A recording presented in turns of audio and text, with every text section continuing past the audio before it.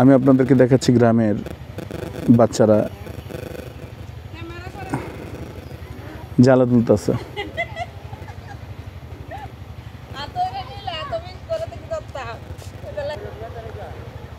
বাচ্চারা বাবার সাথে দুষ্টামি করছে, বড়দের সাথে খেতে।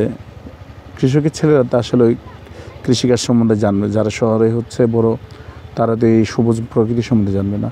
এটা ফুলকপি গাছ, পাশেই পুঁইশাকের ক্ষেত। আলহামদুলিল্লাহ আপনাদেরকে দেখানোর চেষ্টা করছি গ্রাম বাংলার বাস্তব বৈচিত্র্যময় সবুজ বাংলা, সবুজ দেশ।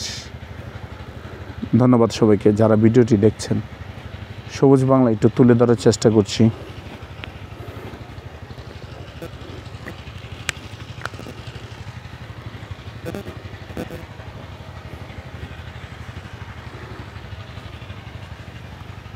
ধন্যবাদ সবাইকে।